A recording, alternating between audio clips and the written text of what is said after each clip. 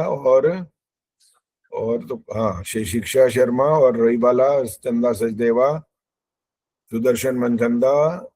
अच्छा, रामधारी जी ने भी सुन लिया, गायत्री गुप्ता ने भी हाथ खड़ा कर दिया।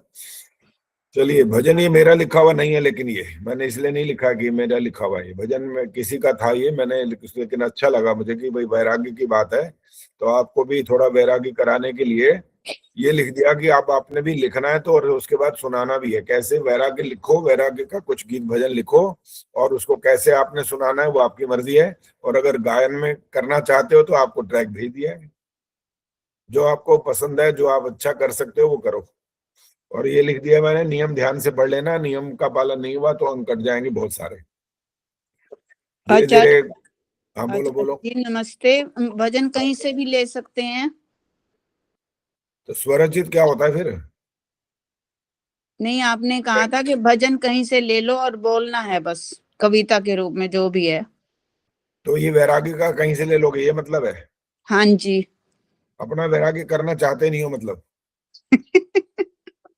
ऐसा कुछ नहीं है आचार्य जी, नहीं, हमारा ऐसे ही है, ऐसे ही है। जब अंदर से निकलता है ना कुछ, तो भाई तभी पता लगता है कि कोई हमारे अंदर है क्या, क्या आचार्य हम जी, हर करना। कोई कविता या गीत नहीं लिख सकता, लेखक हाँ हर अरे कोई ले, नहीं ले होता। ओहो, हम सिखा तो रहे हैं, यही तो कह रहे हैं ना, करो ना कुछ। नहीं नहीं, ये पॉसिबल नहीं है कि आप ये कैसे सिखा सकते हो, कि अपनी आचार्य जी, कला आपने है। बोला था कि मैं भी लिख के भेजता हूँ, तो आप भी हाँ। कहीं से लेके और फिर बोल सकते हैं। मेरे एक और शब्द को कैसे अगर मैं पकड़ते, तो नहीं छोड़ते नहीं। समझती कि जितने लोग भेज रहे हैं सबको कविता लिखनी आती है। I don't believe in that कि जितने लोग मुझे भेज भी रहे ऐसे ही लगता है कि ऐसा नहीं है कि सब कलाकार हो गए हैं पर सब पक्के हैं। वही जबरदस्त मैं कह रही हूँ ना, और बैठे लिखते जा बैठे रहे हैं, सारे लिखते जा रहे हैं। गीतकार कैसे हो सकते हैं।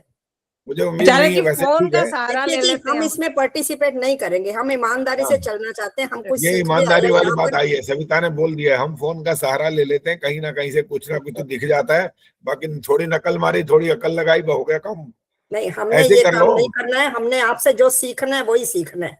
कोई कंपटीशन में हमें आके किसी को, माइक बंद हो गया प्रेम जी, माइक बंद हो गया।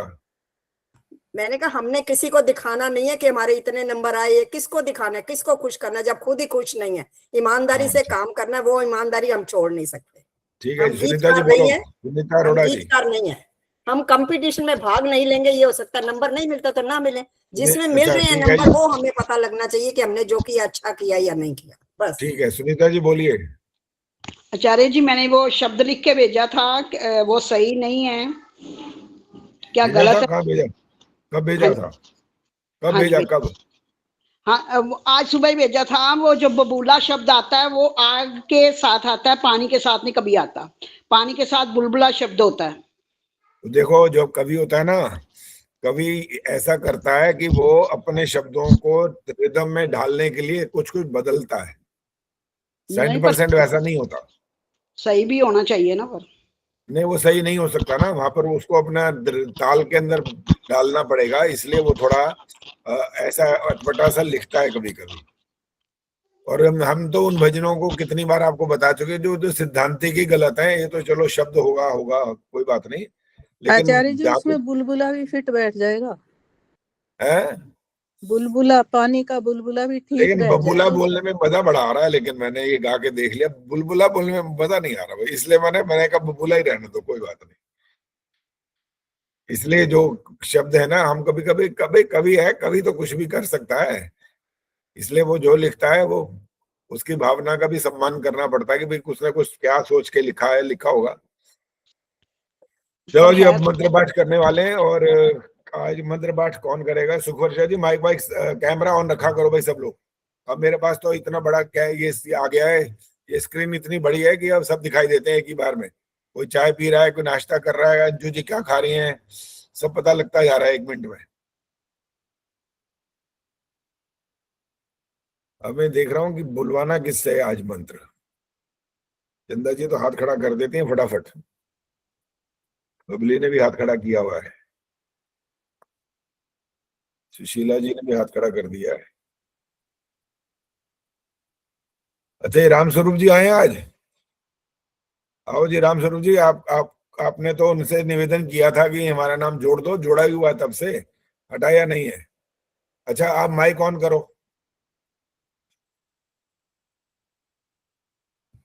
आचार्य जी वो लेफ्ट हो गए रामस्वरूप जी शायद। नहीं नहीं, ले दिख रहे हैं सामने। अच्छा जी नमस्ते। नमस्ते रामधन गुरुदेव। जी, हाँ हाँ नमस्ते जी। मंत्र पाठ करेंगे क्या? हाँ बिल्कुल करेंगे साहब। कौन सा मंत्र का करेंगे बताइए? ये ईश्वर स्तुति पासना मंत्र कर लेते हैं सब। नहीं, हमने एक ही मंत्र सुनना होता है बस। आपको नियम बता देते हैं। नियम क्या चल रहा है? नियम ये चल रहा है कि अगर एक भी अशुद्धि होती है तो जी हाँ। 500 रुपए दान देना होता है।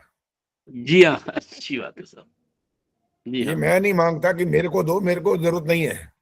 जी हाँ। मेरे पास भगवान का सब कुछ है, कोई दिक्कत नहीं है किसी भी प्रकार की। और कोई कमी बच्चे भी नहीं इतने है। इतने योग्य हैं कि वो तो पूछते ही रहते हैं, पापा कितने पैसे चाहिए, कितने। मैं कहा कुछ नहीं चाहिए, जब तक ठीक ठाक है पैसे हैं। क्या क्या करना, कोई लादना थोड़ी है अपने ऊपर, जीवन जीने के लिए जीना है बस।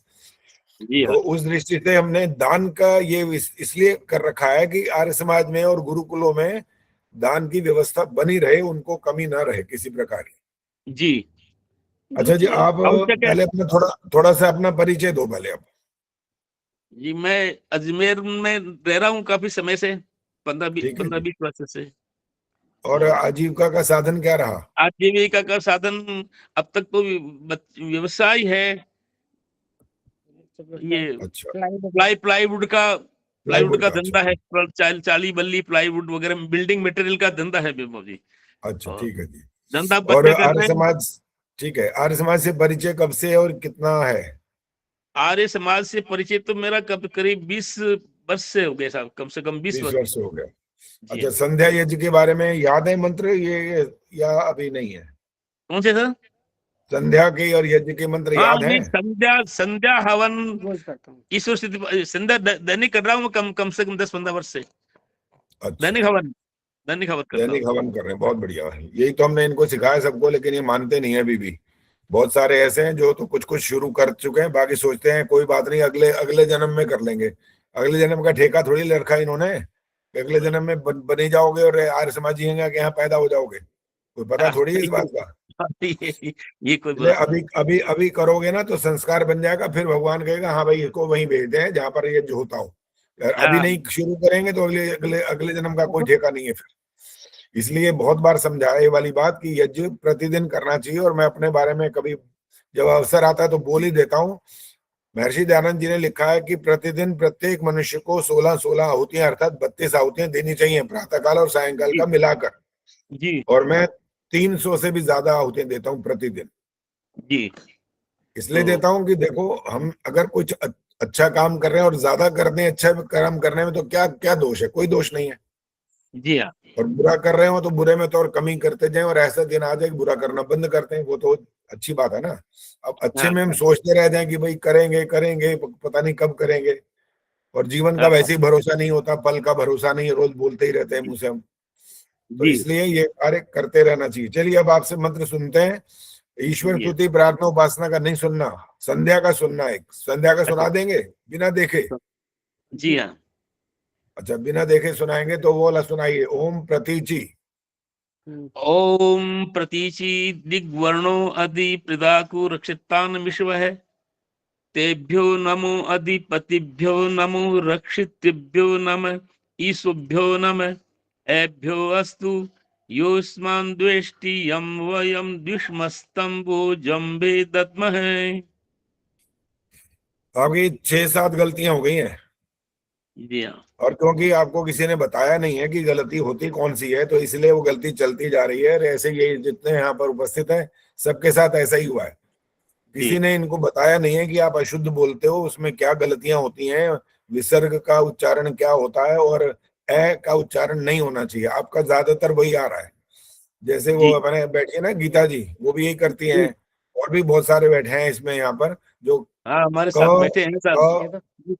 अब सुनते जाइए बस, सुनो सुनो। क ख ग ये ऐसा नहीं बोलते। बचपन में सुनने क्या सीखा? कै ख ग ये सीख लिया।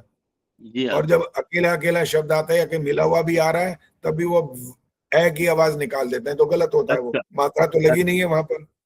हाँ जी हाँ। तो इसलिए उच्चारण की दृष्टि से गलतियां हैं काफी, और उसमें भी सुधार करने का तरीका ये होगा कि जो मैंने रिकॉर्डिंग करके भेज रखी है, जो जो शुद्धियां मैं देखता हूँ सुनता हूँ, तो सारे हवन की भी पूरी रिकॉर्डिंग है, संध्या की भी है, स्वस्ति वाचन की भी है, शांतिकरण की भी है, बृहदेज के मंत्र भी हैं, बहुत कुछ रिकॉर्डिंग करके भेज रखा है। आपको उपलब्ध नहीं है तो वो शायद गीता उपलब्ध करा देंगी, और हाँ ये जी। नहीं करा पाए तो और भी कईयों के पास है रिकॉर्डिंग, वो डाल देंगी मंत्रोदय पर, उसको रोज सुनो और उसके साथ साथ मिलकर के संध्या करेंगे तो उच्चारण ठीक होने की संभावना है।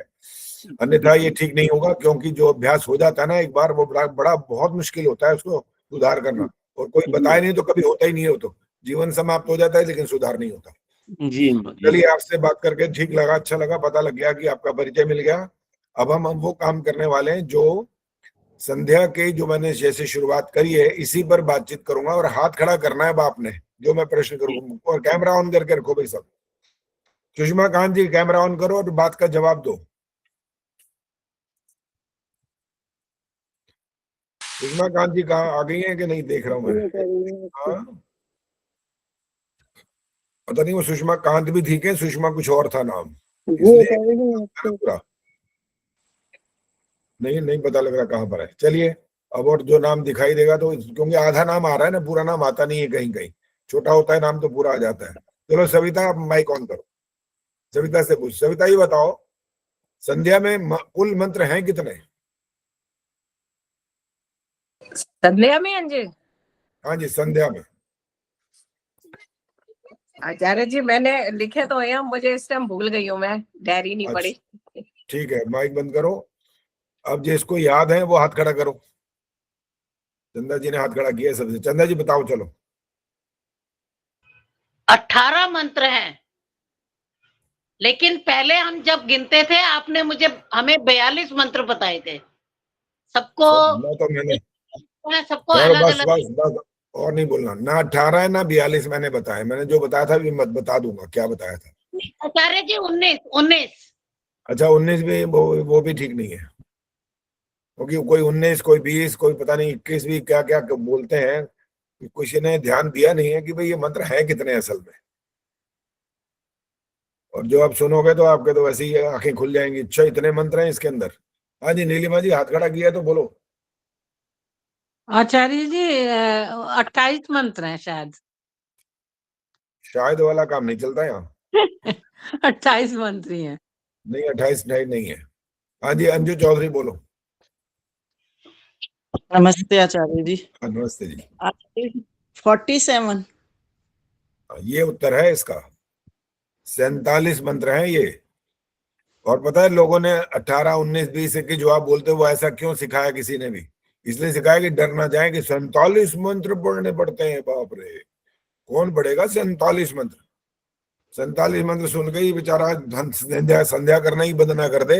इन्होंने 47 का नाम ही नहीं लिया कभी भी। उन्होंने तो ये बता दिया कि 18, 19 जो भी आप सुनते रहते हो वही मंत्र बोलते रहते हैं वो। ये 47 मंत्र कैसे हो जाते हैं ये आपको पता लगा कि नहीं पता लगा? प्रेमा जी बताए क्यों हुए 47, कैसे हो गए, क्या कारण है, कैसे हो जाते हैं 47? माइक ऑन करो, माइक बंद है। हाँ अब ठीक है, बोलो। पहले गायत्री मंत्र एक, हाँ। फिर एक आचमन मंत्र, फिर इंद्रिय स्पर्श मंत्र हैं 10, इस तरह से, क्योंकि उनको लोग एक ही गिन लेते हैं इंद्रिय स्पर्श को। इसी तरह फिर उसके बाद हमारे पास आते ईश्वर प्रार्थना पूर्वक मार्जन मंत्र, जब भूप नातो शिरसी, ये सारे मंत्र हैं।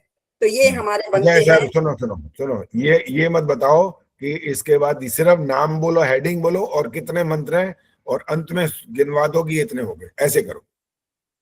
अच्छा, ऐसे रटे हुए तो नहीं होते ना? अच्छा, रटे हुए मार्जन मंत्र जैसे 8 है, ठीक है, 8 मार्जन मंत्र है। उसके बाद जो आते हैं हमारे प्राणायाम का मंत्र, ओम भू ओम भुआ ओम स्वाहा, ये प्राणायाम का मंत्र गिना जाता है। ठीक है। फिर अघमर्षण मंत्र, अघमर्षण मंत्र जो है 3 है, ऋतंच सत्यंच अभिधा, ये वाले 3 मंत्र। और उसके बाद जो आते हैं मनसा परिक्रमा के 6 मंत्र।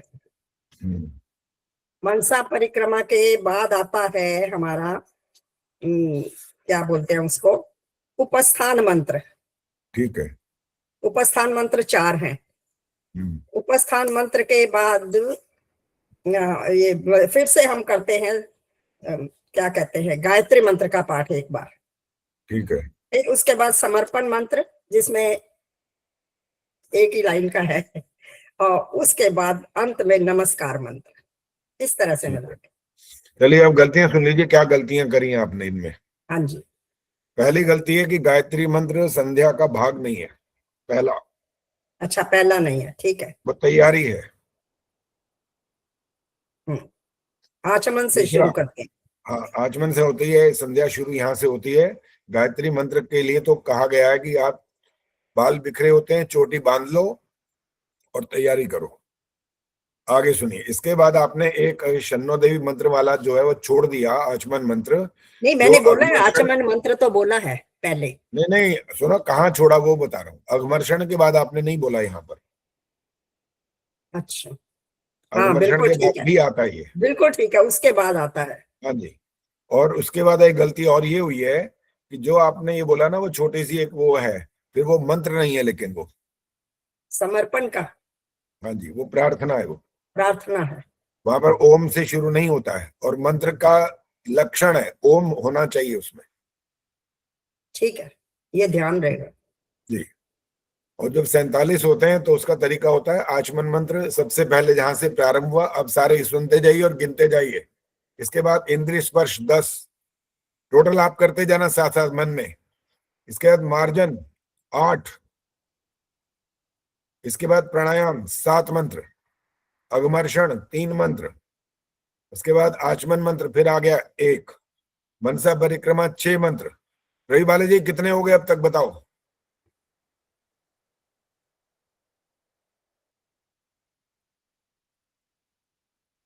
देखा, मन में गिन नहीं रहे हो ना, इसे ही तो बोला था गिनो। जी। विनय प्रभा जी गिन लिया यहाँ तक? बताओ कितने हो गए? 38 हो गए। 33 हो गए। नहीं, 38। ये कौन बोला बीच में? बिना पूछे मत बोला करो भाई, हाथ खड़ा कर दिया करो, इतने जल्दबाजी मत किया करो। 38 गलत है उत्तर। 35 हाँ, बोला अब हाथ आचार्य खड़ा जी। करो, हाथ खड़ा, बोलना नहीं है, बोलना नहीं है। क्या बोला जी आपने? विनय जी फिर बोलो। आचार्य जी 35 बोला था मैंने अभी तक। 35 बोला है? अभी तक, हाँ। अच्छा ठीक है, 35 बोला तो अभी पूछते हैं 35 ठीक है? सुनीता जी बताओ 35 ठीक है यहाँ तक? नहीं, 36 है। 36 है, 35 नहीं है, इसलिए मैथ्स भी अपना ठीक करो। इसके बाद आ गए उपस्थान मंत्र। उपस्थान कितने हैं? 4। फिर आया गायत्री मंत्र, यहाँ पर गायत्री मंत्र का जाप करना होता है। और इसके बाद नमस्कार मंत्र आता है बस अंत में। वो जो प्रार्थना है ना, वो मंत्र नहीं है, इसलिए 36 तो वो हो गए थे। 4, 40, 41, 42, कितने हो गए? 42 हो गए टोटल। कितने हो गए भाई? अब 42 आचार्य जी। 42। सुनीता जी, ठहरो ठहरो, सुनीता जी से बात करो, बोलो कितने हो गए भाई? हाँ जी, 42 ही हुए। 42 हो गए, तो 47 वाला उत्तर तो गलत निकला है फिर। आचार्य 43 में नमस्कार मंत्र में होते हैं। नमस्कार वाला जो है वो मिला करके 43 नहीं होता है। अब 42 सुनते जाओ, बोलना नहीं, बोलना नहीं, सुनो। 1 और 10 11, 11 और 8 19 और 7 26, 26 और 3 29 और 1 30 और 6 36, 4 40 और ये 1 41 और 1 42, 47 कहाँ है? 42 हुए जी। और जो हमने वो कहा प्रार्थना समर्पण वाली है, वो मंत्र नहीं है, तो 42 हुए, 47 तो नहीं हुए। तो इसलिए जो कुछ भी हम आचार्य जी पहले 47 बताए थे। बताए आचार्य जी होंगे। पहले 47 ही बताए थे। अच्छा बताए होंगे, पता नहीं 5 कौन से और जोड़ लिए, मालूम नहीं। रिकॉर्डिंग में होगा तो सुन लेना 42 है कि 47 है। यहाँ तो 42 आगे ना, एक एक करके गिन लिया हमने। हाँ चंदा जी बोलो, क्या कहना है? आचार्य जी पहले आपने 42 गिनवाए थे, लेकिन जब आर्य समाज में कोई प्रवक्ता आता है तो वो कोई 18 कहता है और कोई 19 कहता है, वो अलग अलग गिनते। देखो, जब बात आ रही है कि मंत्रों की जब बात आ रही है, तो उस हिसाब से चाहे वो छोटा हो या बड़ा हो, उसको गिनना होता है। एक मंत्र यज्ञ में आप जब बोलते हो, वहां पर आप मौन होकर के बोलते हो, हाथ खड़ा करना है, वो मौन करके वो पूरा मंत्र मेरे को सुनाओ, कौन सा है वो? जो चीज मौन है वो मौन रखनी है, बाकी बेशक बोल के सुना देना। गीता सुनाएगी, गीता सुनाओ, गीता बोलो। ओम प्रजापते स्वाहा। गलत है ये, उच्चारण गलत हो गया, और जो कहा था मौन रहना है वो भी मौन नहीं रहे। बाकी हाथ खड़ा करेंगे, बोलेगा कोई नहीं, बस ये ध्यान रखना पड़ेगा। जो कुछ कहा जाए वो सुना करो ध्यान से। हाँ जी बबली सुनाइए। ओम स्वाहा इदं प्रजापतये इदन्न मम। बिल्कुल ठीक है, 100% यही करना होता है। प्रजापति नहीं होता, और ये बहुत लोग बोलते हैं, पंडित लोग भी प्रजापति ही बोल देते हैं, वो भी प्रजापति नहीं होता, ये प्रजापति ये है। इसका ध्यान रखना होता है। और इतना जल्दी जल्दी बोलते हैं ना, मुझे तो कभी आश्चर्य होता है कि इन्होंने सीखा है तो कहाँ सीख लिया ये सब। कितना गलत पाठ करते रहते हैं बताओ, और ऐसे भगदड़ मचाते हैं जैसे पता नहीं कोई गाड़ी पकड़नी है कहीं, फटाफट खत्म करो चलो। एक आगे हवन कराना हो ना तो बस उनकी ट्रेन चल पड़ती है बस। ये सब अवैधिक हो जाता है, गलत होता है, ये ठीक नहीं होता। ये कर्म कांड है, इसका नाम कर्म कांड। यज्ञ में आप ना धीरे कर सकते हैं ना तेज गति से कर सकते हैं, दोनों मना है यहाँ पर। इसकी गति कैसी होनी चाहिए, इसको बोलते हैं सामान्य। अच्छा अब नीलिमा जी माइक ऑन करो। जब स्वस्ति वाचन के मंत्र बोलते हैं तब वहां पर सबसे पहले ऋग्वेद के मंत्र आते हैं, तो उनको बोलने का जो गति है वो कौन सी होती है? द्रुत गति होती है जी। ठीक है, द्रुत माने क्या होता है? द्रुत माने तेज, शीघ्रता से। एक मंत्र सुनाओ कोई भी ऋग्वेद का। हाँ जी। वो जो है उसमें ये दे रखा है। याद नहीं है कोई भी क्या? याद है जी, कई याद है। सुनाओ भी। यहाँ क्यों देख रहे हो, किताब क्यों देखते हो फिर? याद, पहला मंत्र याद नहीं आ रहा। पहला ही सुनो। अच्छा या अग्नि मीड़े ये वाला। ओम अग्नि मीड़े पुरोहितम। वरुण जाओ, गलत सुना रहे हो या वैसे बता रहे हो क्या? मैं सुनाओ कह रहा हूँ, सुनाओ। ओम अग्नि मीड़े पुरोहितम। रुक जाओ, हाँ रुक जी, जाओ, हाँ गलत है ये। अभी आपने खुद बोला है द्रुत गति से बोलना होता है, ये क्या बोल रहे हो आप? ये द्रुत गति थोड़ी होती है ये। प्रेमन जी आप सुनाओ। ओम अग्निमीडे पुरोहितं यज्ञस्य देवं ऋत्विजं होतारं रत्नधातमम्। गायत्री गुप्ता जी सुनाइए।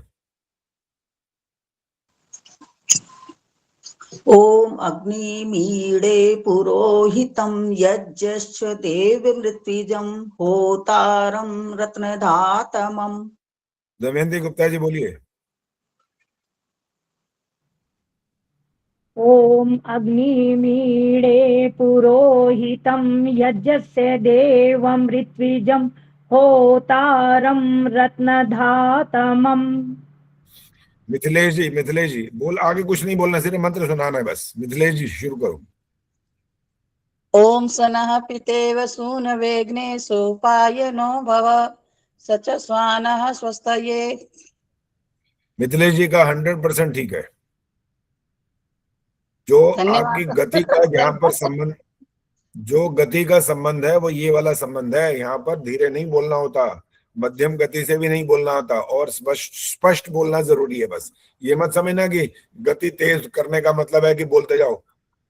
ट्रेन नहीं चलानी है, वहां पर भी स्पष्ट होना चाहिए, शुद्ध उच्चारण होना चाहिए, और उसकी गति तीव्र, द्रुत गति जिसको आपने बोला। विनय प्रभा जी माइक ऑन करो। जो यजुर्वेद के मंत्र आएंगे उसका बोलने का जो गति है वो कौन सी है? मध्यम गति। कोई मंत्र आता है तो सुनाओ।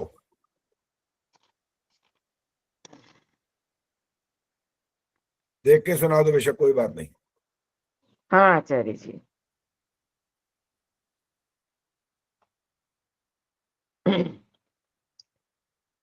ओम आनो भद्रः क्रतवो यन्तु विश्वतो दब्धासो अपरितास उद्भिदः।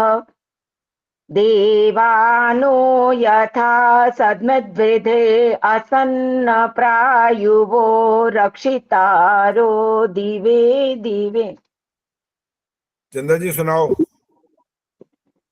कोई भी मंत्र सुनाओ ओम यजुर्वेद का।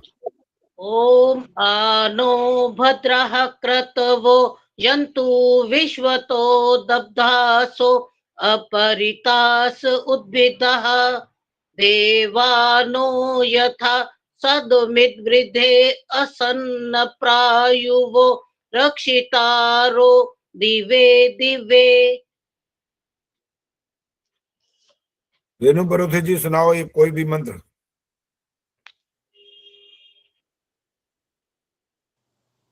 नहीं आचार्य जी, मुझे जुबानी याद नहीं है।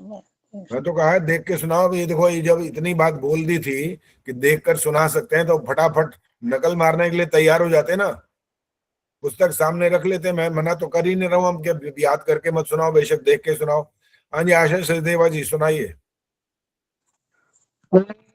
स्वस्ति न इंद्रो वृद्धश्वा स्वस्ति नः पूषा विश्ववेदा स्वस्ति नस्तक्षर्यो अरिष्टनेमि स्वस्ति नो बृहस्पतिर्दधातु। जो गति की जो बात हम कर रहे हैं उसमें लगभग ठीक है, लेकिन उच्चारण अशुद्ध हो रहा है, बहुत जगह पर हो रहा है। हाँ, अच्छा, अब शिक्षा शर्मा जी सामवेद का सुनाइए। ओम अग्ना याहि वीतये गृणानो हव्यदातये निहोता सस्सी बर्हिषि। गायत्री गुप्ता जी सुनाइए। शिक्षा जी माइक जल्दी बताओ। ओम अग्ने आयाहि वीतये गृणानो हव्यदातये निहोता सस्सी बर्हिषि।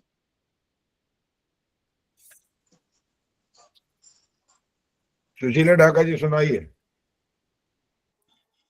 ये वाला आचार्य जी। कोई भी सुनाओ सामवेद का। ओम अग्न आयाहि वीतये गृणानो हव्यदातये निहोता सत्सि बर्हिषि। सविता कपूर। आचार्य जी सामवेद का ही ना। हाँ जी बिल्कुल, सामवेद का। ओम ओम अग्न आयाहि वीतये गृणानो हव्यदातये निहोता ससि बर्हिषि। हाँ जी सविता धिंगरा जी। नमस्ते आचार्य जी। नमस्ते, सुनाइए। ओम अग्न आयाहि वीतये गृणानो हव्यदातये निहोता सत्सि बर्हिषि। ठीक है, लगभग ठीक है सबका। इसमें जो गति है आपकी, विलंब गति बोलते हैं इसको, विलंब जो गति है वो कम हो जाती है, ऋग्वेद की अपेक्षा भी, यजुर्वेद की अपेक्षा भी। और अब जो चौथा वेद है अथर्ववेद, इसकी गति क्या होती है रामधारी जी? विलंब गति उसको कहते हैं, गीत की तरह गा के। हाँ जी, जो गीत की तरह गायन, जो सामवेद का मतलब होता है सामगान, गायन के रूप में इसको गाया जाता है। और जो मैंने रिकॉर्डिंग भेजी उसमें आप सुन सकते हो कि इसको कैसे बोला गया है। धन्यवाद। हाँ जी रामधारी जी सुनाओ, चौथा वेद अथर्ववेद, इसकी गति क्या होती है बोलने की? मध्यम तेज। तो एक मंत्र सुनाओ कोई।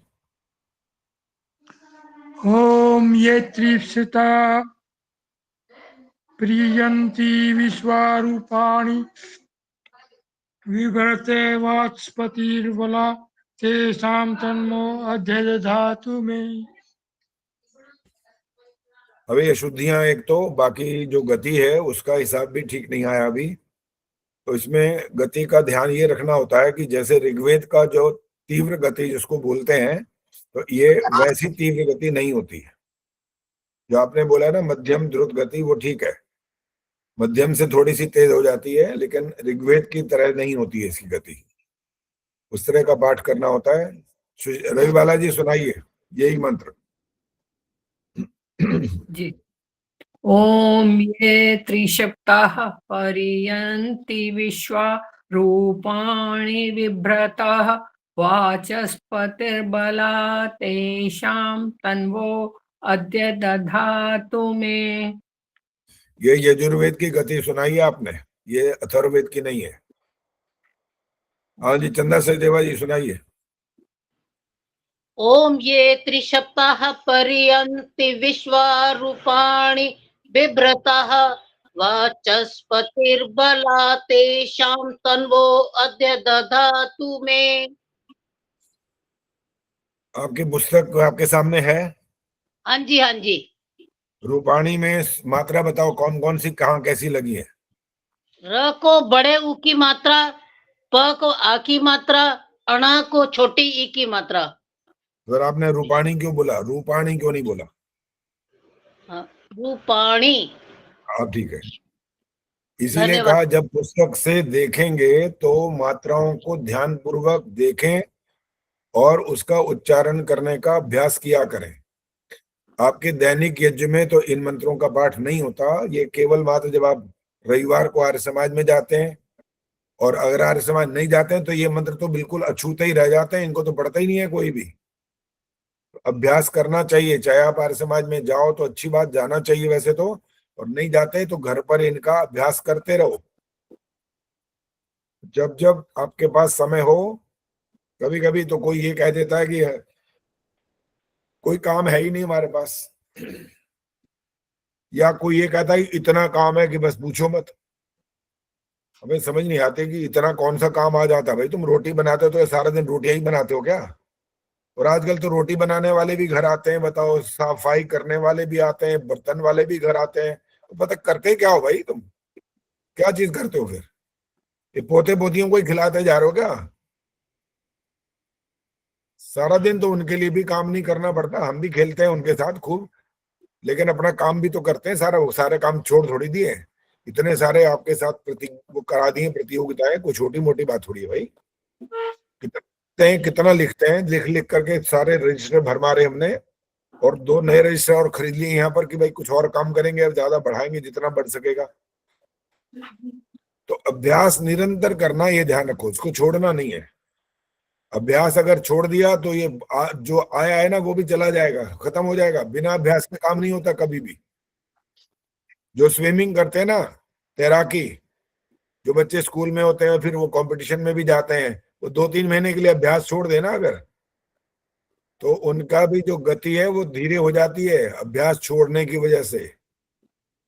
और आपका जो कार्य है, आपका अभ्यास का जो आपके लिए जो नियम है वो है, इन जो आपके उम्र के हिसाब से भी अगर विचार करें तो वानप्रस्थ और संन्यास वाली उम्र है, उस हिसाब से भी अगर विचार करें तो आपको बहुत समय निकालना चाहिए इसके लिए, निरंतर अभ्यास करते रहना चाहिए। इससे आपकी आत्मा पर बड़े अच्छे संस्कार भी बैठेंगे और आपका चित्त पर छप जाएगा, अच्छी तरह से बढ़िया हो जाएगा। जो मैंने शुरू में बोला था ना कि भगवान फिर आपको जन्म भी वहां दे देगा ऐसी जगह पर जहां आगे फिर मिल जाएगा ऐसा मौका, और ये नहीं करोगे तो नहीं मिलेगा। फिर तो कहाँ भेजे जाओगे, कौन से देश में, ये भी नहीं पता। ये आपके हाथ या मेरे हाथ में नहीं होता ये वाली बात, ये तो ईश्वर के हाथ में होता है। कर्मफल व्यवस्था की जो बात हम करते रहते हैं, आपके हाथ में क्या चीज होती है अब वो पूछना है, आपके हाथ में क्या होता है? उर्मिश शर्मा जी, क्या होता है हमारे हाथ में? हमारे हाथ में कर्म करना है आचार्य जी, अच्छे कर्म करें। भी कैसा, क्या? हाँ जी, कौन सा कैसा कर्म? अच्छे कर्म जैसे सत्य कर्म, अहिंसा और परोपकार के कार्य करेंगे। तो ये हमारे हाथ में है। और बुरे काम भगवान के हाथ में है। नहीं, दोनों ही प्रकार के हैं, जैसा हम दूसरा करेंगे। बोला क्यों नहीं? यही तो पूछ रहा हूँ, दूसरा भी तो बोलना होता है ना, आधा नहीं, उत्तर थोड़ी अच्छे है। या बुरे कर्म करना हमारे ही हाथ में, आप आचार्य जी। बोल रहे हो ना, आप क्यों बोल रहे हो? पहले बोलना था अच्छे में, आप चुप हो गए, मैं तभी मैं फौरन बोल पड़ा। मैं तो कहा नहीं, अच्छा, मैंने चुप हो कहा जा। था कर्म करना, चाहे वो कर्म अच्छे करने हो में या तो बुरे हो। दोनों बोलने होते हैं, दोनों जरूरी है। ठीक है। शुभ कर्म करना भी हमारे हाथ में है और अशुभ भी हमारे हाथ में है। हाँ और यहाँ जी। पर लोग बड़े उस्ताद हैं, लोग क्या बात करते हैं, बढ़िया काम कर देना अगर बढ़िया काम, तो मेरे उनके कॉलर्स अप हो जाते हैं, ये ऐसे करते हैं, हमने देखा, ये देखा, ये है हमारे, ये हम ही कर सकते थे, कोई नहीं कर सकता ऐसे। और बिगड़ जाए तो पता कहाँ देखते हैं, सीधा ऊपर, जैसी उसकी मर्जी वहां पहुंच जाते हैं सीधा। वाह, अब जैसी उसकी मर्जी शुरू हो जाती है वहां पर, बिगड़ जाने पर तो वहां, और बन जाए तो अपने हमने कराए। तो आप बिगाड़ो या बनाओ, जो भी करो आपके अपने अधिकार में होता है। ये कर्म की बात की स्वतंत्रता का सिद्धांत वेदों में भी है, हमारे गीता में भी है, अन्य शास्त्रों में भी है कि आप कर्म करने में पूर्ण रूप से स्वतंत्र है। लेकिन इस पूर्ण रूप से स्वतंत्रता में एक और नियम काम करता है, वहां पर आप एक प्रकार से स्वतंत्र नहीं हो सकते हैं। वो कौन सी जगह होती है? ये कैमरे फिर बंद हो गए तुम्हारे, निर्मल डावरा जी बंद, केतन, रजनी गर्ग, सविता कपूर, स्नेहलता, ये कैमरे ऑन रखा करो भाई, देखते रहे, पता लगे आप सुन भी रहे हो कि सो रहे हो, क्या कर रहे हो। निर्मल डावरा जी बोलो, जवाब दो इसका। ऐसी कौन सी जगह होती है जहां आप स्वतंत्र नहीं रह पाते? क्या होता है? नमस्ते। हम कर्म करने में स्वतंत्र हैं, लेकिन उसका फल पाने में हम स्वतंत्र नहीं हैं। मैंने ये तो पूछा ही नहीं है, प्रश्न ही मैंने कुछ और किया है। आप कहाँ कहाँ घूम रहे हैं? मैंने बोला था कि कहां पर आप कर्म करने में स्वतंत्र नहीं है, ये बताना है। फल वाली बात तो खत्म हो गई, वो तो बात क्लियर हो ही चुकी है। दूसरों के लिए अच्छा काम करने में हम स्वतंत्र हैं, लेकिन अपने अपने लिए हमें जो है स्वार्थी नहीं होना चाहिए। दूसरों के काम, दूसरों की भलाई करने में इसमें भी कोई स्वतंत्रता स्वतंत्रता वाली बात नहीं आ रही है। हमें तो ये पूछना है कि आप कहां पर कर्म करने में स्वतंत्र नहीं है। बबली ने हाथ खड़े किए, बोल। आचार्य जी, आर्य समाज का 10वां नियम, सामाजिक सुनाओ सर्वहितकारी। सुनाओ, याद है तो बताओ। सामाजिक सर्वहितकारी नियम पालने में हमें परतंत्र रहना चाहिए। प्रत्येक हितकारी नियम में सब स्वतंत्र रहें। सब मनुष्यों को सामाजिक सर्वहितकारी यहाँ से शुरू करना है, सब मनुष्यों को। ये आचार्य जी, मैं पढ़ूं? सिर्फ हमारे लिए ठेका नहीं है इस बात का, सबके लिए, पूरे मनुष्य जाति के लिए नियम है ये। आचार्य ये जी, हम मैं कहीं ये पढ़ूं सोचो कि स्वामी जी ने हमारे लिए नियम बना दिए। अरे उन्होंने तो सार्वभौमिक नियम बनाए, देखा जाए तो ध्यान से देखेंगे ना, कहीं पर आपके लिए अलग से ठेका नहीं लिया उन्होंने कि भी तुम ही करना ये सब, बाकी सब जो मर्जी करते रहे, ऐसा नहीं है। सबके लिए कहा है, सब मनुष्यों को हाँ जी आचार्य जी, मैं पढ़ूं इसको? नियम पालने में परतंत्र रहना चाहिए और प्रत्येक हितकारी नियम में सब स्वतंत्र। हाँ जी। अपने लिए, माइक बंद करो जी। आप अपने लिए स्वतंत्रता का पालन कर सकते हो, दूसरों के लिए, उनके लिए हितकारी नहीं है ना, वहां स्वतंत्र नहीं हो आप, वहां परतंत्र हो। करने को कर सकते हो वो लेकिन आपकी क्या होगी, वो आपकी जो ढीठपना कहलाएगा, वो आपके लिए वो करना योग्य नहीं है, लेकिन आप कर लेते हो। इस रूप में स्वतंत्रता तो है, क्योंकि बुरा काम करने में भी हम स्वतंत्र हैं, अच्छा काम करने में भी स्वतंत्र है। लेकिन वहां पर नियम ये बता दिया गया आपको कि सर्वहितकारी नियम पालने में आप क्या करेंगे, ध्यान रखेंगे इस बात का। उनके लिए सर्वहितकारी होना जरूरी है। जो बात हम उस कविता की उस दिन कर रहे थे और बबली पढ़ रही थी, बबली वो है आपके सामने? निकाल लेती हूँ आचार्य जी, पता नहीं है अभी कि निकालो उसको जरा।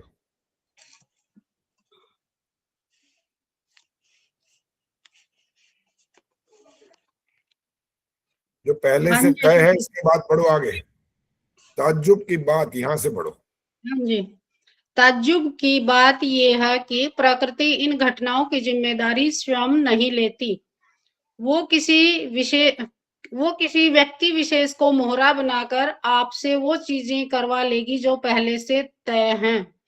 हम बस किरदार हैं रुक कहानी। जाओ, अभी बस बस आगे नहीं बोलना अभी। प्रकृति इन घटनाओं की जिम्मेदारी स्वयं नहीं लेती। अच्छा, कौन सी घटना की जिम्मेदारी वो लेती है? चलो ये तो बताओ फिर, कौन सी घटना की जिम्मेदारी प्रकृति लेती है? कोई उदाहरण दे दो।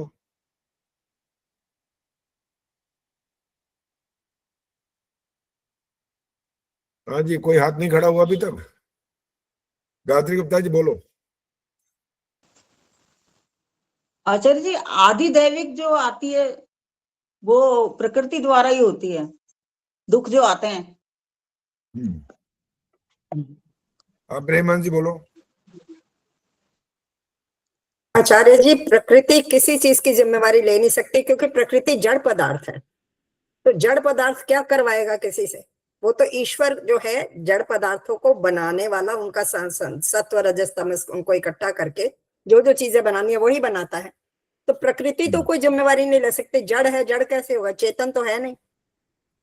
और आगे इन्होंने जो पढ़ा, मैंने यहाँ रोक दिया इनको, वो किसी व्यक्ति विशेष को मोहरा बनाकर आपसे वो चीजें करवा लेगी जो पहले से तय है। नहीं, पहले से प्रकृति करवा ही नहीं सकती, जड़ है। वो कैसे करवाएगी? मैं इसके पॉजिटिव नहीं बोल रहा हूँ, मैं तो पढ़ रहा हूँ उसमें से जो लिखा हुआ है वो बता रहा हूँ। अभी वो वाली बात ये बता रहा हूँ कि ये इन्होंने क्या कमाल करके रखा हुआ है। अपने आप को ऐसा बढ़िया कवि समझ लिया, कवित्री जिसने भी लिखा है ये, उन्होंने ये समझ लिया कि ये प्रकृति आपको मोहरा बना देगी। अरे प्रकृति कैसे मोहरा बना देगी? इस तरह से चेतन तो है ही नहीं, हम तो ऐसा नहीं सोचते ना। प्रकृति आपको मोहरा कैसे बनाएगी? कोई जैसे मान लो दुनिया वाले ये वाली बात बोलते हैं, आप ऐसा कोई उदाहरण देके जरा समझाओ। कोई भी हाथ खड़ा करो, क्या कैसे मोहरा बनाएगी वो प्रकृति हमारे को? किसी व्यक्ति विशेष को मोहरा बनाकर वो काम करवा लेगी, क्या कैसे होगा? ये जो लोग ऐसा मानते हैं उन्हीं की तरफ से ही बोलना है। अभी वो कैसा मानते हैं कि मोहरा कैसे बनाया जाता है? अभी तक नहीं। हाँ गीता बोलो। आचार्य जी, जैसे मनुष्य द्वारा पेड़ काट दिए जाते हैं, फिर अतिवृष्टि अनावृष्टि हो जाती है। ये कहाँ अर्थ निकला इसका? कहाँ पहुंच गए? मनुष्य के द्वारा पेड़ काटे गए। मोहरा बनना, मोहरा कर समझो। मोहरा मुख्य बात मोहरा है यहाँ पर। मोहरा प्रकृति उस किसी व्यक्ति विशेष को मोहरा बना करके वो काम करवा लेती है। उस मोहरे पर ध्यान दोगे तब पल्ले पड़ेगा कि इसका अर्थ निकलता क्या है जा करके। हाँ जी, अभी और किसी को समझ आया नहीं लगता? हाथ कोई नहीं। हाँ जी, निर्मल डावरा जी बोलो, क्या समझ आया? प्रकृति तो जड़ है, वो क्या करवाएगी? मोहरा कैसे बना सकते हैं हम प्रकृति को? अरे ये नहीं मैं बोल रहा हूँ, जो लोग ऐसा मानते हैं ना उनका उदाहरण दो। वो मोहरा किसको कैसे मानते हैं वो पूछ रहा हूँ मैं। अब तो आप पॉजिटिव मत बोलो फिलहाल अभी कि वो कैसे कर सकती है, ये वाला प्रश्न नहीं हो रहा। प्रश्न ही हो रहा है वो मोहरा वाला जो बात कह रहे हैं, कैसे किसको मोहरा मानते हैं, कैसे कोई मोहरा बनता है, वो उत्तर देना है अभी। हाँ जी, आशा सचदेवा जी बोलो। प्रकृति उपद्रवियों को उकसाती है गलत काम करने के लिए। ये है इसका जवाब जो इन्होंने दिया है। मोहरा बनाती है किसी को, वो ये कर देते हैं, कोई गोली मार देता है, कोई हत्या कर देता है, कोई बलात्कार कर देता है, ये मोहरा वोहरा, ये अर्थ निकलता है इसका। पहले बात, अब ये वाली बात जो निर्मल डावरा बोल रही थी वो ठीक है। प्रकृति क्या करेगी? प्रेमान जी ने भी बोला प्रकृति जड़ है, जड़ वो क्या कर लेगी? कुछ नहीं कर सकती। गायत्री गुप्ता ने बोला आधि दैविक वो होता है, वो करती रहती है, अपने आप वो भी नहीं कर सकती। चेतन तत्व दो हैं, एक परमात्मा और एक आत्मा। आपके कारण से पॉल्यूशन होता है कि नहीं? बोलो। पॉल्यूशन आपके कारण हो रहा है ना, ईश्वर थोड़ी कर रहा है। इतनी गंदगी फैला दी, इतना कूड़ा करकट कर दिया, इतनी फैक्ट्रियां लगा दी, इतने वाहन चला दिए, धुआं धार कर दिया, इतना पोल्यूशन, वो आग लगा दी वहां पर। जब देखा खेत में से फसल काट ली, वो पराली में आग लगा दी, पूरा ही काला काला काला धुआं सब पहुंच गया। बेचारे कई मर गए, कईयों के सांस की बीमारियां लग गई। ये कौन कर रहा है? प्रकृति क्या कर रही है? भाई तुम कर रहे हो, प्रकृति क्या कर रही है?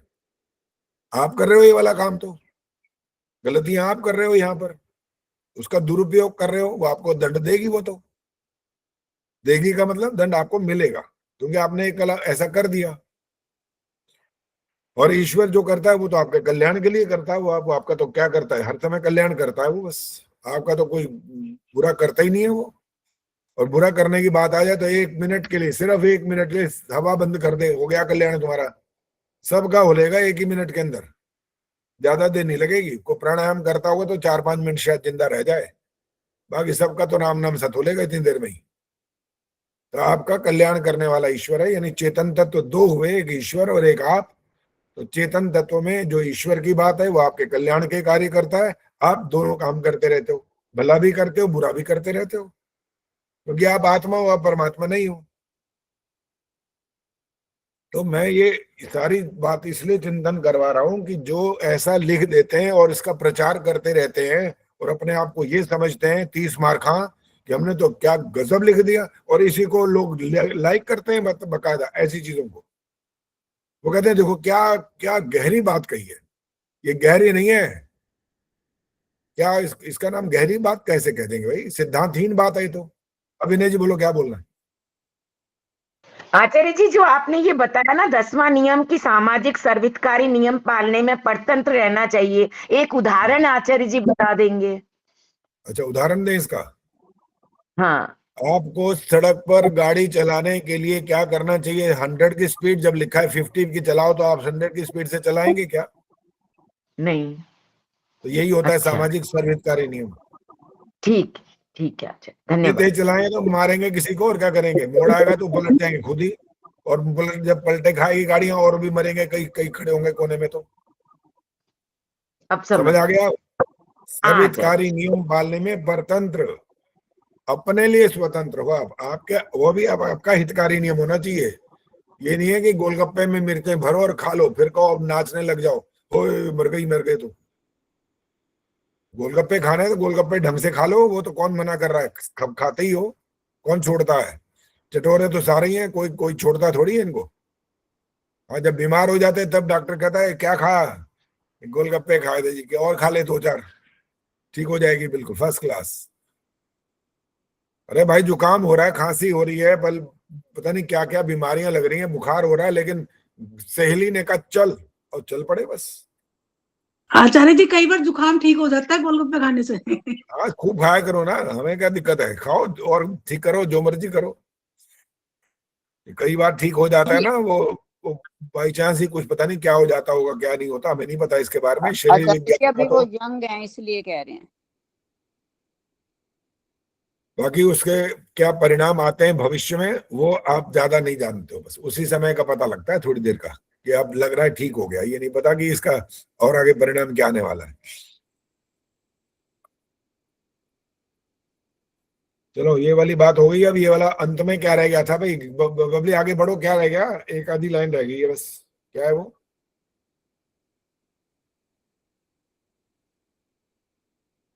नहीं खोला बबली जी। हम बस सुनो, बोलो मत, हम बस किरदार हैं, कहानी तो बहुत पहले लिखी जा चुकी है। वाह, क्या बात है। कहानी लिख दी किसने? हाथ खड़ा करना है, बोलना नहीं है भाई। निशा बोलेगी। निशा? हाँ जी, कहानी लिख रही किसने लिखी मनुष्य है? ने। मनुष्य ने पहले बहुत पहले लिख दी। क्या लिखी उसने? उदाहरण दो, क्या चीज लिख दी? पहले कहाँ मतलब लिख दी उसने पहले। किसने लिखी? मनुष्य नहीं लिखी होगी। वो क्या लिखी होगी? कुछ तो उदाहरण दो ना, क्या लिखी होगी? इतने साल में मैं मर जाऊंगा, ये लिखा है? ये लिखा है? क्या लिखा है बताओ? नहीं। ये तो निश्चित किसी का भी नहीं है। अच्छा, वैसे क्या लिखी है कहानी? वो कोई तो कहानी का उदाहरण तो देते एक आधा। क्या लिखी कहानी का? मतलब कोई ये थोड़ी कि 4 पन्नों की कहानी लिखनी है, कोई एक घटना की बात बताओ ना। कहानी का मतलब तो यही है। कहानी का मतलब कोई 5-6 पेज उन्हें लिखना यही है। लिखा है कि मतलब आदमी की श्वास से जाने कब पहले ही लिख चुकी है, मतलब उतनी होती वही तो पहुंच गए जो मैं बोल रहा था। पहले तो हंस रहे थे, अब फिर वही बात पे आ गए अपने आप। अपनी बात को खुद काट दिया आपने तो। वंदना शर्मा, ये कौन है भाई? वंदना जी कौन सी है भाई? वंदना शर्मा। नमस्ते आचार्य जी लिखा है, फट पढ़ लिया। मैं कहा वंदना शर्मा से ही बात करते हैं। कौन है भाई? दिखाओ तो सही, कहाँ है? आचार्य जी, जिनकी पोती वो नारे वो लगाती है, उद्घोष करती है। नमस्ते आचार्य जी। नमस्ते आचार्य जी। हाँ जी, मैं ही हूँ वंदना शर्मा। अच्छा, हाँ बोल। नमस्ते तो हो गई। ये बात हाँ बात जी, सुनिए जो भी बात कर रहे थे हम। नहीं आचार्य जी, मैंने अभी लिंक ज्वाइन किया था। अच्छा अभी ज्वाइन किया, अच्छा ठीक जी है। जी, मैं नहीं सुन चलिए पाई। सुनिए, ध्यान से सुनते रहना बस। हाँ जी, आशा सचदेवा जी आज बहुत होशियार, अच्छे अच्छे जवाब दे रही हैं, बोलो जी आगे। ऊपर परमात्मा ही कहते हैं ना, पहले बनती हैं तकदीरें फिर बनते हैं शरीर, तो वो तकदीर लिखने वाला है, उसी ने ही बना लिखी होगी कहानी हमारी। ये वाला जो आप जवाब दे रहे हो या ऐसा ही है या उनकी बात कर रहे हो, किसकी बात कर रहे हो? नहीं, ऐसा ही है, पहले तकदीरें बनती हैं फिर शरीर बनता है, तो तकदीर तो उसने पहले ही बना दी जो हमारी तकदीर में कहानीकार ने जैसे उदाहरण दे दो, कोई क्या तकदीर बनाई, जैसे कोई एक उदाहरण दो। क्या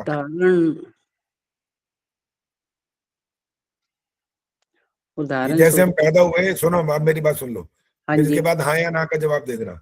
जैसे हम पैदा हुए, भगवान ने तकदीर लिख दी, उन्होंने कहा 28 साल में ये IAS बन जाएगा, ऐसा लिख दिया उसने? नहीं नहीं, वो तो अपने पुरुषार्थ से बनेगा। फिर तकदीर क्या लिखे ये बताओ ना फिर, तकदीर क्या हुई बाकी? अगर ये पुरुषार्थ, इसको पुरुषार्थ मानते हो तो कौन सी ऐसी चीज है जिसमें पुरुषार्थ नहीं करना और मिल जाएगी? कौन सी चीज है ऐसी? रोटी अपने आप मुंह में घुस जाएगी? नहीं, वो तो नहीं, हर चीज भाग्य और ये तो बहुत छोटा सा काम बोला, गिनाया मैंने, वो भी यहाँ तक हाथ ले जाना पड़ता है। पहले रोटी कोई पकाता है, उसके बाद मुंह में घुसती है, हाथ लगाना पड़ता है तब जाती है मुंह, वो भी अपने आप नहीं जा सकती। चलिए माइक बंद करो आप। हाँ जी, हाथ खड़ा कर दिया करो भाई, देखो जिसको ज्यादा ये वाली बात समझ में आती हो ना, हाथ खड़ा किया करो, बोलना नहीं होता। जो हाथ खड़ा करते हैं फिर उनसे पूछते हैं और उनकी बात भी गलत होती है तो फिर उनको क्रॉस क्वेश्चन में करता हूँ, फिर बात सबके बल्ले पड़ जाती है आखिर में, अंत में आकर के। एक तो अंजू ने हाथ खड़ा किया, अंजू चलो बताओ अब। लोग कहते हैं कि परमात्मा ही पहले भाग्य लिख देता है, जैसे कोई आदमी मर जाता है कहीं बाहर जाके, तो वो कहते हैं इसका पहले ही लिखा हुआ था, तभी ये यहाँ पहुंच गया, इस जमीन पर पहुंच गया। मरने मराने की बात वही आ रहा है, जो सारे कोई और बात ही ना कर रहा कोई। मैंने भी वैरागी इसलिए लिख दिया था, इसका मतलब है मिट्टी में मिलेगी मिट्टी, पानी में पानी, सबके या दिमाग में घुस गया। पढ़ाई के सब लिए वहीं भी हो पहुंच गए। सकता है कि जैसे पढ़ाई के लिए भी हो सकता है, मान लो किसी का नाम आ गया IAS में, तो वो जब ये तो नहीं कहेंगे कि पुरुषार्थ है उसका काम किया है, वो कहेंगे अगर परमात्मा को बनाना होगा इसे IAS तो बना के रहेगा, ऐसे ही बोल देते हैं ऐसे वो ही लोग। बोलते हैं। हाँ जी संगीता आर्या बोलो। जब तक हम मेहनत नहीं करेंगे उस काम कार्य के प्रति निष्ठा से, तब तक हमें वो मिलेगा थोड़ी कुछ। ठीक है, ये तो पॉजिटिव आप बोल रही है वाली बात। और ये लिखने वाले जो लिख बैठे हैं ना यहाँ पर, अपनी कविताएं बना के दुनिया को पागल बना रहे हैं, ऐसी गलत बातें लिख लिख करके, इसका दंड मिलता है, पता है आपको? बगैर हाथ पैर हिलाए थोड़ी कुछ मिल जाएगा हमें। आगे मत बोलो, जो बात की है उसकी जवाब दिया करो आगे बस, अगर देना भी है तो। ये जो है ना, गलत लिखेगा, कोई भी गलत बात का प्रचार करेगा तो उसको दंड मिलता है इस बात का। कौन देगा दंड ये बता, सविता बताएंगी। सविता दंड कौन देगा? आचार्य जी ईश्वर की तरफ से ही मिलेगा दंड। हाँ, ये इंसान तो बेचारा लाइक करे बैठा है, बताओ। इंसान तो उसको वाह वाह कर रहा है, वाह वाह क्या बात है, क्या गजब लिख दिया आपने, तो वो वाह वाह कर रहा है। इंसान की खोपड़ी कैसी है वो उसको बहुत बढ़िया समझ रहा है। कारण ये कि अज्ञानता है, वेद का ज्ञान नहीं है, सिद्धांतों का ज्ञान नहीं है, कभी अच्छा उपदेश सुना नहीं है। वो जो तथाकथित आजकल विद्वान बैठे हैं ना, बड़े लंबे लंबे वो लगा करके इतने बड़े बड़े पंडाल, वहां से सुनते हैं बस, वो कहते हैं वाह कमाल हो गया। एक नहीं, दो दो तीन तीन चार चार पांच पांच प्रमाण दे देते हैं, बकायदा रामायण के प्रमाण दे देते हैं। रामायण का प्रमाण क्या देते हैं पता है आपको? किसी को पता है? थोड़ा सा हिंट दूं?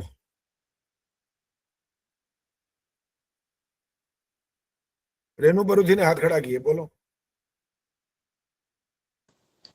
जी आचार्य जी, जैसे रामचंद्र जी को सुबह मतलब कि राज तिलक होना था और फिर अगले टाइम उसी टाइम वनवास हो गया, तो ये कहते हैं ना कि आपने कौन सी बात का उत्तर दे दिया इस समय? मैंने प्रश्न ये किया, वो प्रमाण दे देते हैं इस बात का क्या कि सब रचा हुआ है पहले से, और वो बकायदा रामायण का प्रमाण देते हैं इस बात के लिए। गीता बोलो। आचार्य जी वो बोलते हैं जैसे होई है वही जो राम रचि राखा, वो हाँ, करी ये तर्क वाला बढ़ा प्रमाण। वही साखा। राम रची राखा, राम ने रच रखा है सब कुछ, बहुत सब पहले से फिक्स है। गीता को झुठलाया, वेदों को झुठलाया, भाई जिसने व्याख्या अपनी करनी है उनने तो कर ही दी, जो मर्जी लिख दिया। और रामायण पता है असली वाली रामायण असली है कौन सी? कौन सी है असली रामायण बताओ, गीता ही बताएंगे कौन सी है। वाल्मीकि रामायण। बस वो है, वाल्मीकि रामायण है जिसमें वास्तविक बात जो आपके सामने आती है। बाकी तो बना दिया कहानियां, पता नहीं क्या क्या लिख मारा है उन्होंने। और आंख बंद करके सुनने वाले सुन रहे हैं, बोलने वाले बोलते जा रहे हैं, पैसा लाखों लाखों रुपया कमा रहे हैं। बताओ, कोई उनको पूछने वाला नहीं है कि क्या बोल रहे हो भाई।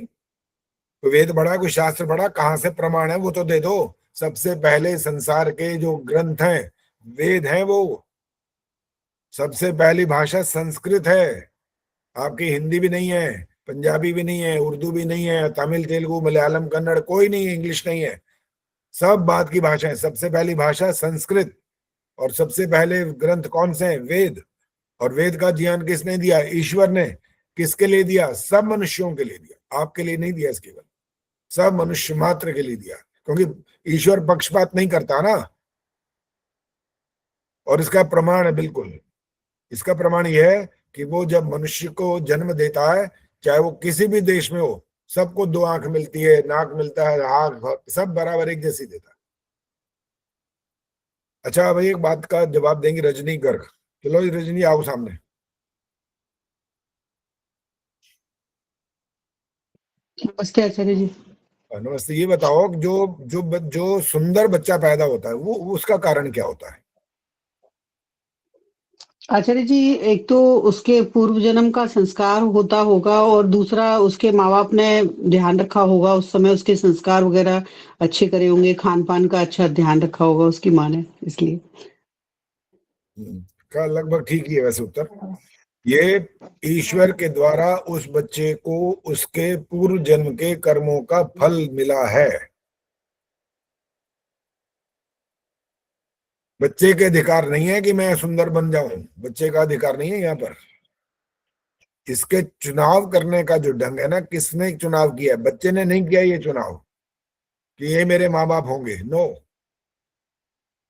ये चुनाव ईश्वर कर रहा है। ईश्वर ने उस चुना है इसके माता पिता को, ये बच्चा यहाँ पैदा होना चाहिए, सुंदर बनेगा। क्या बनेगा? शरीर से, बस आगे का ठेका नहीं है।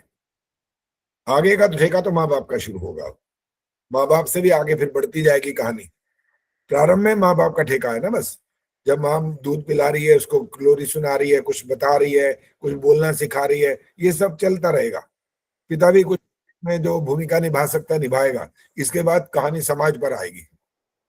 समाज क्या सिखा रहा है, कहाँ जा रहा है बच्चा, क्या करने जा रहा है, गलत कर रहा है, ठीक कर रहा है, कौन इसका ध्यान नहीं दे रहा, कौन ध्यान दे रहा है, ये सारे सब चीजें शुरू हो जाएंगी। कोई कहानी पहले से रची हुई लिखी हुई नहीं है। ये बोलने वालों ने पता नहीं क्या सत्यानाश कर दिया, ये बता बता कर, ऐसा लिख लिख करके।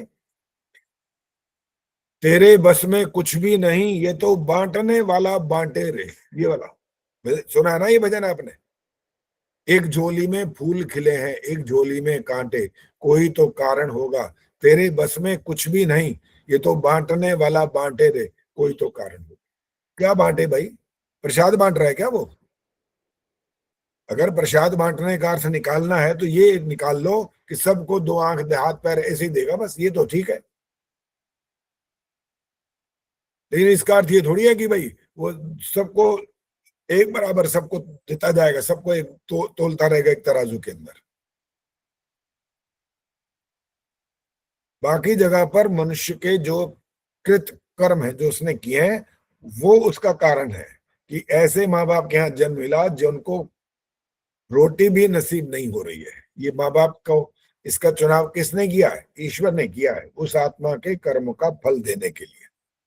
माँ बाप के इस जन्म के कर्म का फल है ये, और बच्चे के पूर्व जन्म के कर्मों का फल है ये है। हाँ जी, किसने? गार्गी गुप्ता ने हाथ खड़ा किया है, बोलो। आचार्य जी, मैं वो उस नाम के लिए कह रही थी, मेरा नाम नहीं डाला अभी तक आपने। ओ अच्छा, वो भूल गए, चलो आज डालते हैं जी। हाँ निशा, निशा ने क्या हाथ खड़ा किया, निशा बोलो। आचार्य जी, नानी हमारी कहती थी कि दान करो अन्न का, तब सुंदरता मिलती है। ये चलो सही है आपको गलत है? और विश्लेषण कर देते हैं, चलो ठीक है, उन्होंने कुछ अंश में कोई बात बता दी आपको। आपको शरीर से जो आप करते हैं संसार के लिए, अपनों के लिए नहीं, ध्यान रखना, अपनों के लिए नहीं, वो आपकी ड्यूटी है। औरों के लिए जो आप करते हैं शरीर से, तो आपको अगले जन्म में जो आपने अगर शुभ कर्म किए होंगे तब मनुष्य की बात हो रही है। शुभ नहीं किए तो फिर क्या, बस जब आप दूसरों के लिए करेंगे तो शुभ ही करेंगे ना, इसीलिए उसका अर्थ वो निकाल लेंगे, तब आपको तन अच्छा मिलेगा। क्योंकि आप किससे कर रहे हैं कार्य, तन से कर रहे हैं ना, जो बोएंगे वही तो काटेंगे ना, इसका संबंध वहां जुड़ रहा है। तीन प्रकार से, क्या बोला, कौन बोला? आचार्य जी बोलो, मैंने भी दोबारा पूछना बोलो, था कुछ, आप बोल लीजिए। आप बोलो, पूछो पूछो, क्या पूछ रहे हैं? आचार्य जी मैं कई बार लोगों के मुंह से सुनते हैं ना कि तन सुंदर होने से क्या होता है, मन सुंदर होना चाहिए, गुणी होना चाहिए। तो मुझे ये भी बात बहुत गलत लगती है, चुभती है कई बार कि तन कोई हमने खुद तराशा थोड़ी है ना, हमारे माँ बाप ने तराशा है, तो ईश्वर की तरफ से मिला हुआ है। ईश्वर की तरफ से मिला तो साधन तो माता पिता ही बने ना बीच में। हाँ जी, नहीं वो तो मिले, अगर तराशा, अगर माता पिता तराशे सुंदर बनाए तो वो सारी संतान को ही सुंदर बना सकते हैं। नहीं, उसमें वो कहीं कहीं जब दोष करते हैं तब सब दूसरा सुंदर नहीं बनता, वहां माँ बाप का दोष होता है। वहां भाई बहन होते हैं एक जैसी शक्ल के, कई बार बिल्कुल एक जैसी शक्ल ही होती है, होते ना ट्विंस। ट्विंस तो ऐसे होते हैं कि पहचानना ही मुश्किल होता है कि किसको रोटी खिला दी, किसको रह गई, वही नहीं पता लगता कई बार तो। मैं बोलूं? हाँ बोलो जी, बोलो। आचार्य जी मेरे भी ट्विंस थे, तो वो स्कूल में भी कंफ्यूजन होता था उनको, मेरे ट्विंस हैं। हाँ वो बिल्कुल ही। और मैं होमवर्क जब किसने नहीं किया? पढ़ाती थी ना आचार्य जी जब मैं पढ़ाती थी ना सेंट्रल स्कूल में, तो वहां पे भी 2 लड़कियां थी, रत्ना रेशमा, मैं उनको देख के हैरान होती थी, बिल्कुल एक जैसी शक्ल की ना। तब अभी मतलब मेरी शादी हुई थी, तो उसके बाद मेरे घर में भी वो बिल्कुल ट्विंस कोई नहीं पहचानता था, स्कूल में भी बहुत कंफ्यूजन होता था उनको। गलती कोई करता, थप्पड़ कोई खा बैठता था बेचारा। ऐसा हो जाता है कि बहुत खराब एक मामला जैसे होता है थे। ट्विंस का। कई बार ये बात बिल्कुल ठीक है, कई बार वो शरारत करते तो दूसरे को ही डांट पड़ जाती थी। हाँ, डांट दूसरे को ही पड़ती है। आचार्य जी मेरी बहन के, मेरी दीदी के पोते हैं, दोनों अभी छोटे ही हैं, दोनों बिल्कुल एक सी शक्ल के हैं। हाँ जी, हाँ जी। अबे ट्विंस की कहानी मत सुनाओ, हो गई बस। ट्विंस पर शुरू हो जाओगे तो हर एक का कोई ना कोई निकल आएगा कहीं ना कहीं। आचार्य जी एक प्रश्न। हाँ प्रश्न तो करो, बोलो। ये आप कह रहे हैं ना कि ट्विंस का, तो ट्विंस भी तो भगवान की ही कृपा से होते हैं, कोई इंसान, इसमें माता पिता का तो कुछ वो नहीं होता। वैज्ञानिक दृष्टिकोण से भी ये वो माना गया है कि जब मतलब 2 स्पर्म्स अलग अलग में पेनिट्रेट कर जाते हैं तो तभी होता है वैज्ञानिक दृष्टिकोण। हाँ हाँ, इसमें क्या कहना चाहते हो? प्रश्न कहाँ है? प्रश्न कौन सा निकला? नहीं, प्रश्न यही निकला कि सब कार्य, अभी वो कह रही थी ना कि पता नहीं किसने कहा है कि सब ये तो भगवान की उससे होता है। हाँ, सविता जी कह रही थी कि जैसे शक्ल भगवान की तरफ से मिलती है, आप बोले नहीं ये माता पिता का इसमें वो होता है। तो मैं ये कह रही हूँ कि ट्विंस में भी तो माता पिता का कोई रोल नहीं होता ना, कि होता है? आपसे पूछ रही हूँ। बिल्कुल होता है, क्यों नहीं होता? वो ज्ञान पूर्वक नहीं हो सकता, ज्ञान पूर्वक नहीं हो सकता। वो नहीं जानते इस बात को कि एक बच्चे का जन्म होना होगा कि 2 का हो जाएगा, वो जानते नहीं है बस। और इसका दूसरा विवाह नहीं होगा तो बच्चे कहाँ से आएंगे? पर माता पिता का कैसे वो हो सकता है? ये तो XY जैसे वो माना जाता है वैज्ञानिक दृष्टिकोण से भी, तो वही माना इसमें। तो कारण कौन है? माँ बाप है कि नहीं है? नहीं कारण है, लेकिन वो तो नहीं है कि मतलब वो जान तो नहीं पाते ना कि क्या मैंने कार्य। अभी बोला तो है, ज्ञान पूर्वक नहीं हो सकता। ये उनको नहीं पता लगता इस बात का कि एक बच्चे का जन्म हो जाएगा कि 2 का हो जाएगा, ज्ञान पूर्वक नहीं है। लेकिन विवाह नहीं होगा तो संतान कहाँ से आएगी? इसलिए आदि मूल निमित्त कारण ईश्वर होता है, साधारण निमित्त कारण माता पिता होते हैं। हाँ, साधारण। और उन्हीं की वजह से ही शक्ल सूरत बनती है, माता पिता की वजह से। ठीक। और कभी कभी तो बहुत भयंकर बात हो जाती है यहाँ पर। कोई कहता है इस बच्चे की शक्ल तो पड़ोसी से मिलती है। पर आचार्य जी बहुत जल्दी ये प्रॉब्लम भी दूर होने वाली है। क्लोन बेबी आ रहा है, वो प्लेसेंटा से किया जाएगा, जैसा बच्चा चाहो वैसा मिलेगा। ये रिसर्च हो हाँ तो मनुष्य के हाथ में जो ये खोपड़ी है ना, इसके हाथ में बहुत कुछ है। सब कुछ नहीं है, बहुत कुछ है, बहुत कुछ है। सही बता बहुत कुछ रही है, तभी तो ये हवाई जहाज बना दिया इसने। कहाँ से बंदा 7 समुद्र पार पहुंच जाता है। ये मनुष्य के हाथ की बात है ना, ईश्वर ने थोड़ी वहां से उठा के सुविधा यहाँ रख दिया। मनुष्य के हाथ में बहुत कुछ है, क्योंकि ये सबसे सर्वश्रेष्ठ रचना ईश्वर की मनुष्य है। मनुष्य है जी। चलो जी, अब आपको इस बात से जो भजन, ये भजन ने गीत जिसने जो भी कविता लिखी थी उसके बारे में विश्लेषण अच्छी प्रकार से हो गया। और किसी को भी इस मामले में अंधेरे में नहीं रहना चाहिए कि जन्म होते ही ईश्वर लिख देता है। आपकी कहानी बहुत पहले लिखी जा चुकी है, कुछ भी लिखा हुआ नहीं है। एक वाक्य में अगर बोला जाए तो आपके लिए जीवन का एक पल भी ईश्वर नहीं लिख सकता। समझा है? नहीं लिख सकता, क्योंकि लिख सकने का मतलब, लिखने का अर्थ क्या निकलेगा कि वो कार्य वो करना ही पड़ेगा आपको। और इसका अर्थ फिर क्या निकल आएगा कि आप कर्म करने में स्वतंत्र नहीं होंगे। स्वतंत्र नहीं होंगे तो अर्थ क्या निकलेगा? किसने करवाया? उत्तर आएगा ईश्वर ने करवाया। तो अर्थ अब ये निकलेगा, जब ईश्वर ने कराया तो दंड मैं क्यों भोगूं? तो मेरा क्या कसूर है भाई? फिर तो हमारा कसूर खत्म हो गया, सीधी बात है।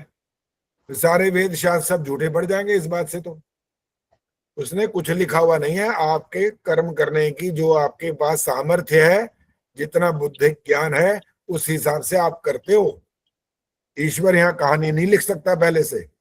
इसके ये तो यही होगा, इतने साल में ये होगा, इस समय इसको ये नौकरी मिल जाएगी, इस समय ये मर जाएगा, कुछ नहीं पता ये भी। और मरने मराने की बात कर ही रहे हो तो अब प्रवीण सेतिया सामने आइए, माइक ऑन करो जी। वेद में कौन सा ऐसा मंत्र है जिसमें ये बात बता दी जाती है कि आप आपकी उम्र निश्चित नहीं है, आप इस उम्र में मरी जाओगे? ऐसा कहाँ, कौन सा वेद मंत्र है ये?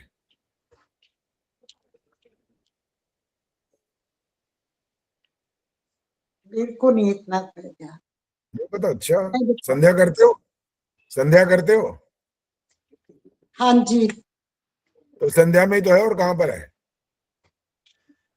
तचक्षुरुदेव हितम पुत्रमुचिरत शरण जी, आप बोले क्यों? ठहरो ठहरो, क्यों बोले आप बीच में? ये वाला, ये थोड़ी मैंने कोई यहाँ पर अभी परीक्षा, ऐसी परीक्षा थोड़ी चल रही है कि जो बोलेगा उसको इनाम मिलेगा। यहाँ पर ऐसा नहीं है, नियम पालन करना जरूरी होता है। जब इसलिए तो कितने लोग तो हाथ खड़ा करते हैं, सामने बैठे दिखाई दे रहे हैं, हाथ खड़ा करना होता है, जिससे फिर मेरा कहूंगा वो उसका जवाब देगा। ऐसे बोलना मना है यहाँ पर। अब प्रवीण सेतिया जी ने बिल्कुल कहा मेरे को नहीं है समझ आया, नहीं याद आ रहा, तो कोई बात नहीं, क्या हो गया? दंड थोड़ी मिल गया इस बात का। तो ध्यान रखना होता है, नियम का पालन जरूरी है। दमयंती गुप्ता जी, आपने हाथ खड़ा किया, बोलिए। सिर्फ वो वाला भाग बोलो जिससे पता लग जाएगा कि निश्चित नहीं है, सिर्फ उतना बोलना है।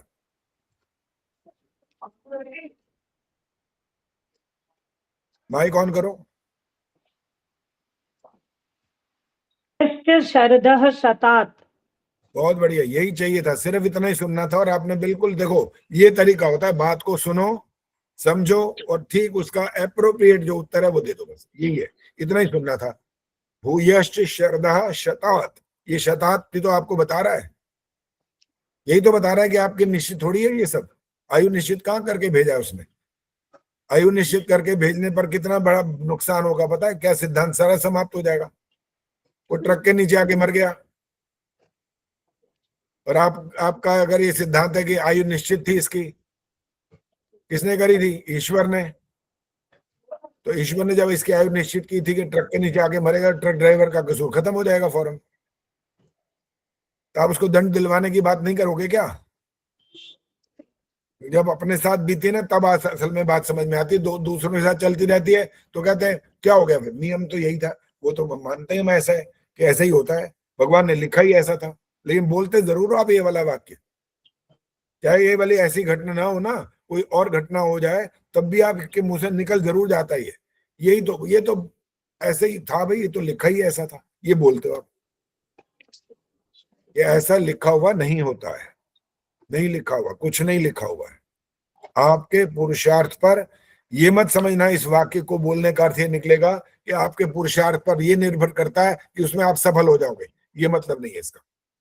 कोई आवश्यक नहीं है, आप कोई खुदा नहीं हो, आप भगवान नहीं हो, आप कोई इतने बलवान नहीं हो कि आप चाहोगे ये मैं चाहूं और ये, क्योंकि मैं स्वतंत्र हूं कर्म करने में, मैं पुरुषार्थ कर रहा हूं इसलिए मेरे को फल मिलना ही चाहिए। नो, फल आपके हाथ में नहीं है, आपके हाथ में पुरुषार्थ करना है। क्या सफल मिलेगा, सफल होगा नहीं होगा, अब आप नहीं जानते। हो सकता है दोनों बातें हो सकती है, सफल हो भी सकते हैं, असफल भी हो सकते हैं। फिर अगर असफल हो जाए तो कारण ढूंढो उसका।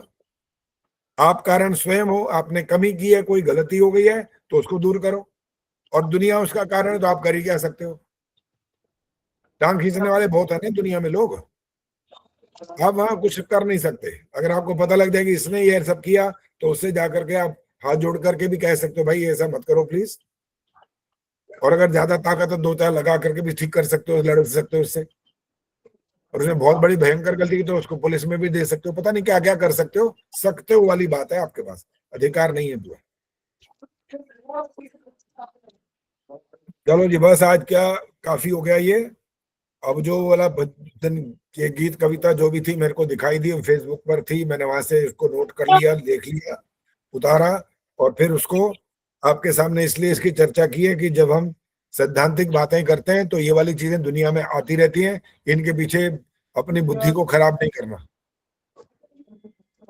बुद्धि भ्रष्ट नहीं होनी चाहिए ऐसी बातों को सुनकर, और उसको लाइक भी नहीं करना बिल्कुल भी।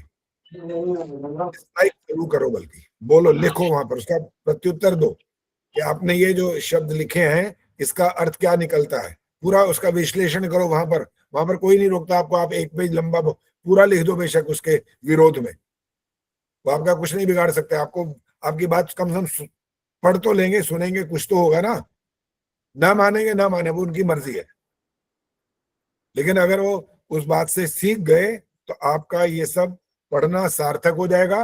एक तो आप खुद बचे रहोगे और दूसरों के लिए कुछ भला भी कर जाओगे। शांति पाठ। आज रजनी के सामने कौन बच्चा है, दिखाना जरा कौन सा है, थोड़ा और ऊपर करो। कौन है ये, नाम बताओ इसका। रजनी नाम बताओ इनका। मनस्वी नाम है आचार्य जी। बेटा है, पौत्रा है, ये पौत्र बेटी है, बेटी है, पोती है। नाम क्या रखा है आपने? मनस्वी। अरे भाई ये तो गलत है नाम फिर। अब बताओ संस्कृत के कारण से क्यों गलत है?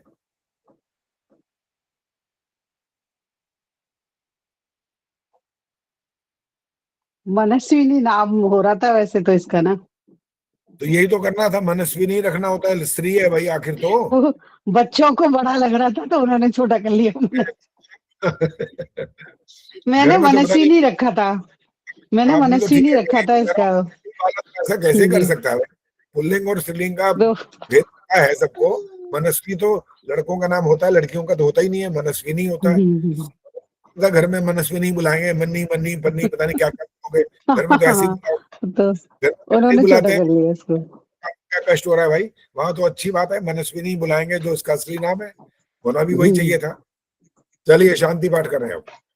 ओम देव शांतिरंतरिक्षम शांति, पृथिवी शांतिरापः शांतिरोषधयः शांति, वनस्पतयः शांतिर, विश्वे देवाः शांतिर, ब्रह्म शांति, सर्वं शांति, शांतिरेव शांति, सा मा शांतिरेधि। ओम शांति शांति शांति। आपने जो सूचना मैंने दी थी वो पढ़ ली होगी। 9 तारीख तक आपने भेजना है, जो चाहे ट्रैक के साथ गाएं, अपना लिखें या नकल मारें कहीं से, लेकिन आपने वो भी रिकॉर्डिंग करके भेजना है। अब यहाँ पर मैंने आपकी कविता को देखना नहीं है, सिर्फ आपका सुनना है कि आपने वो क्या की। 9 तारीख के बाद जिसने भेजा बिल्कुल अंक नहीं मिलेंगे। एक सप्ताह 23 तारीख तक आचार्य जी है, 23 तारीख। 23 तारीख 9 तो पहले वाली याद आ गई। हाँ 23 तारीख। जो बोले सो अभय, वैदिक धर्म वैदिक धर्म की जय हो। ऋषि दयानंद की जय हो। जय हो। भारत माता की जय हो। आर्य समाज अमर रहेगा। अमर रहेगा। वेद की ज्योति जलती रहेगी। ओम का झंडा ऊंचा रहेगा। वैदिक ध्वनि